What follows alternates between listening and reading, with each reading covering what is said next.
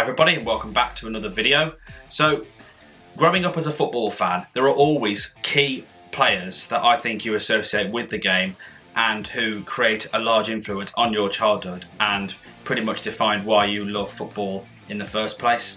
And there are some key players that spring to my mind that influenced my childhood. So that's for the purpose of this video. I'm going to be running through those top 5 players. Now I think if you're around my age, which I'm going to vaguely say between 25 and 35, then I think we might have some mutually shared, childhood favourite players. And I'm going to ignore all the tit for tat to do with rivalry and club football. More than anything, the influence that the player had while I was watching them on the screen growing up as a child. So for example, a child in the 80s from England might absolutely hate Diego Maradona because of course the famous hand of God incident, but can also admire him for his footballing quality. It's that kind of example. So there might not be many controversial opinions in this video, but I just use that as an example anyway. So here we go, my top 5 childhood favourite football players.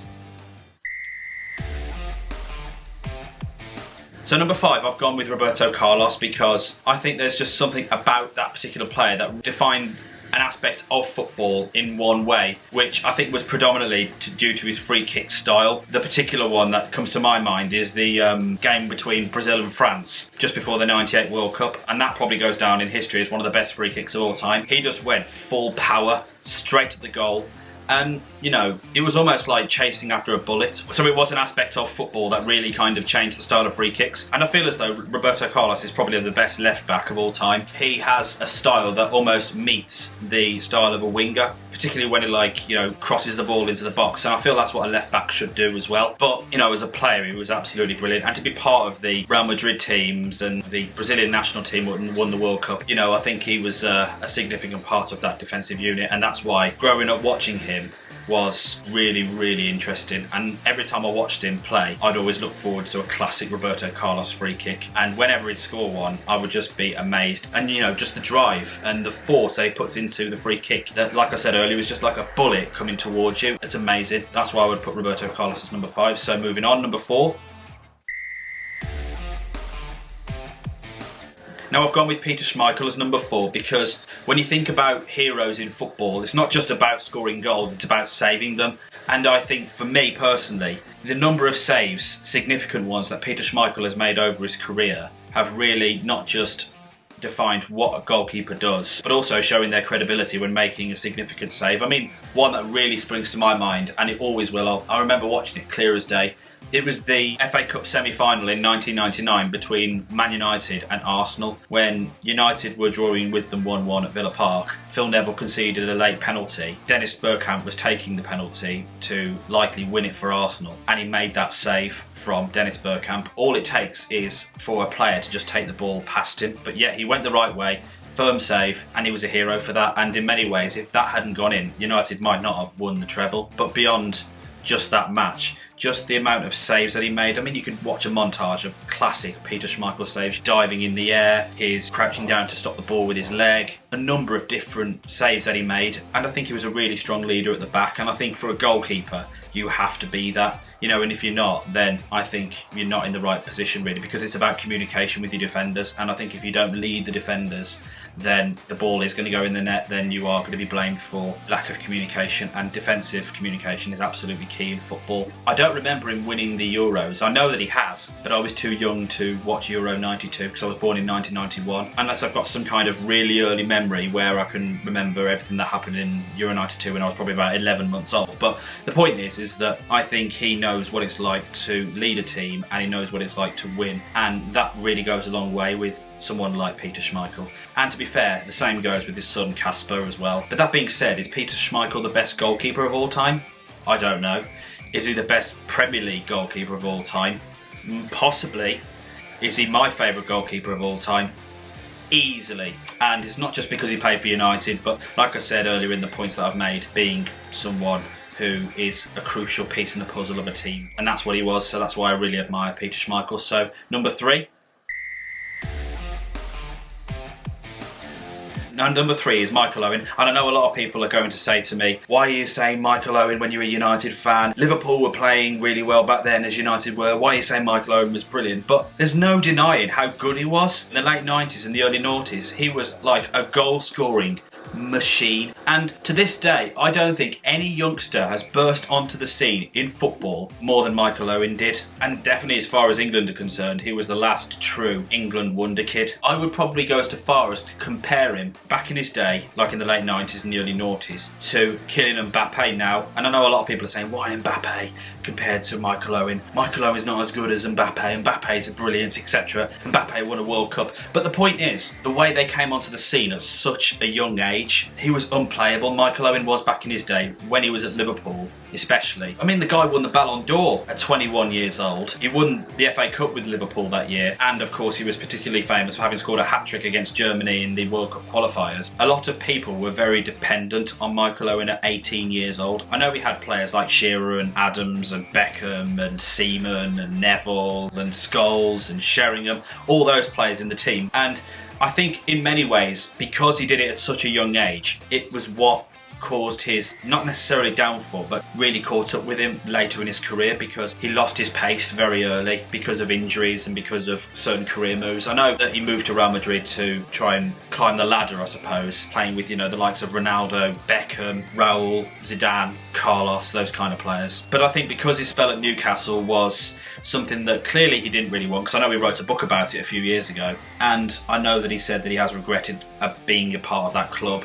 And while I would say that that is pretty harsh to say, and they paid his wages, I just think that it was the injury factor that really kind of changed his career. And when you do peak at such a young age, it can take a toll on later in your career, because this is what I worry about with a lot of players these days, because a lot of them are millionaires and are in the press all the time at such a young age. I mean, people have psyched up players like England players like Phil Foden and Rashford and Sancho and Bellingham, even Saka. And Michael Owen was one who I think kind of struggled with that because of the injuries that he suffered. And in many ways, I really feel for him, because when he was, you know, in his teenage years, in his early 20s, particularly when he was at Liverpool, he was an absolute sensation as a player. And just to see a young kid coming onto the scene, particularly that World Cup goal against Argentina, I think that's something that I think a lot of people forget, and it's something that I think people should still look up to and admire. I think he is classed as an England icon, and I know there are a lot of people who have particularly fond memories of Michael Owen as far as England are concerned, and especially if you're a Liverpool fan, although I think you would argue that maybe not, because he joined Man United afterwards.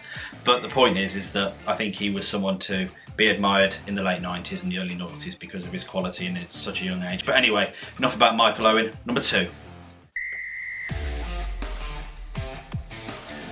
Now, number 2, I'm going to go with Ronaldo. No, I'm not talking about Cristiano Ronaldo. I'm talking about the original Ronaldo. For you kids out there who don't know the original Ronaldo, he played for the Brazilian national team, Inter Milan, Real Madrid in the late 90s and the early noughties. He was a player who really introduced me to what a goal-scoring machine really looks like. He knew how to score goals. He knew how to win games. He was just an amazing player. Just his pace, just his skills and ability. I remember watching him at Inter Milan in the mid-90s, and that was a real introduction to what a true centre-forward is. I know we had the likes of Alan Shearer in England, who scored goal after goal after goal every season, but I think on a global level, I think you really saw it with Ronaldo. I don't think you have many strikers like that anymore. Yes, there are a few centre forwards, you know, like the likes of Harry Kane and Erling Haaland and Robert Lewandowski. Unless you're a defender back then, like Blanc or Stam or Nesta or Cannavaro or Maldini, you would be afraid of whenever you'd play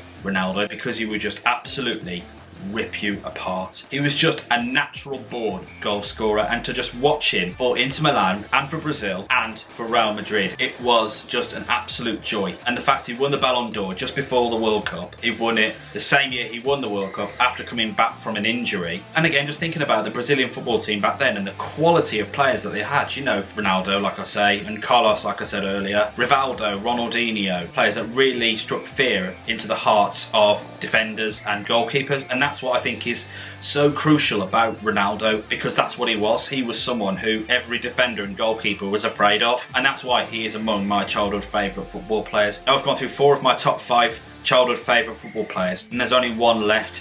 Who will be my favourite childhood football player? Let's find out.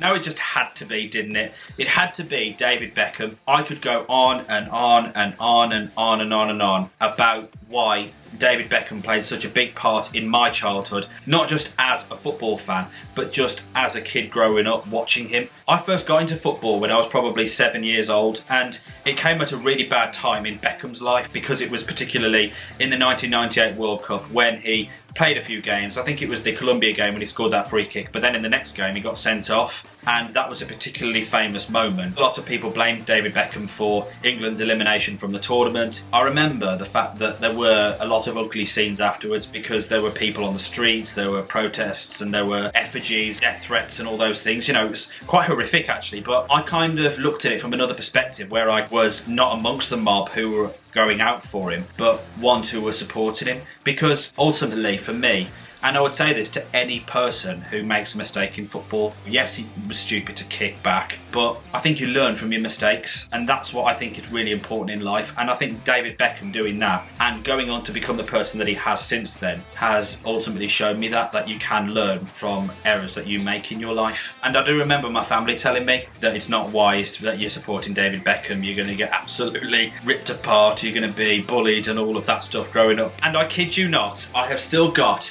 my World Cup 1998 England shirt with David Beckham on the back, and of course it doesn't fit me anymore. I'm thinking about putting it in a frame, but then at the same time I'm thinking maybe some young people will come along one day and they'll wear it.